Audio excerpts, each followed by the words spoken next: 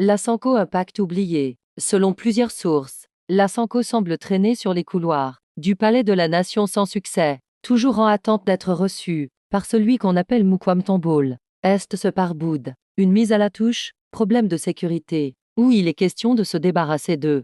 Vu leurs agendas ambigus, certains parlent d'une cabale contre le pouvoir de Félix Tshisekedi. Selon le révérend Kankenza, la Sanko travaille pour celui qui vient, pas pour le président actuel. Cette phrase doit être directement liée à l'attitude des hommes de l'Église, qui depuis l'avènement de la réforme, sur la gratuité de l'enseignement de base, au pays, semble avoir une position contre le régime, et cette thèse est renforcée par plusieurs sorties médiatiques du cardinal Fridolin Ambongo, critiquant avec acharnement tous les faits et gestes du régime Tshisekedi et de son gouvernement, malgré le million donné par le dit gouvernement à chacun de 47 diocèses dans le pays, juste après la mort de plus 9000 Congolais à Goma en moins d'une semaine, et le déplacement de plus 500 000 personnes fuyant l'escadron de la mort dans la ville. La délégation de la Sanko et SCC composée de son patron l'abbé Mouteba, de Ncholé secrète, du côté avec le révérend Eric Hens, tout très souriant dans une ambiance fraternelle avec les rebelles qui sèment la terreur. Ils feront la même chose avec Paul Kagame, l'ennemi juré de Kinshasa.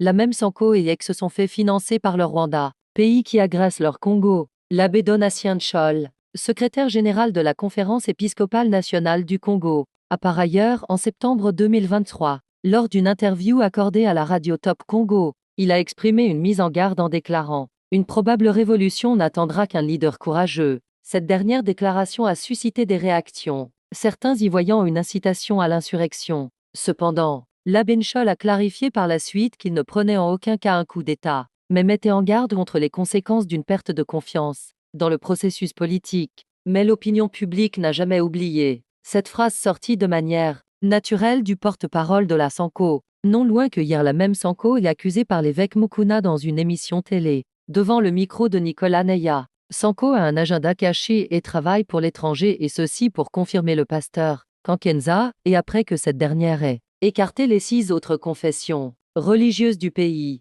L'évêque Mukuna dit c'est parce qu'il travaille à l'intelligence avec l'ennemi qu'elle refuse de travailler avec les autres. Les mêmes évêques ont trouvé un porte-parole du côté rwandais, qui plaide pour leur implication dans le processus de paix en RDC. Mais pourquoi le Rwanda, pays agresseur, plaide-t-il pour l'initiative des évêques congolais? Les questions se posent. La Sanko, des mois en moins crédible, se noie avec son initiative sur la paix et reste très critiquée. Il est question d'appuyer la présidence de la République dans sa méfiance sur la Sanko.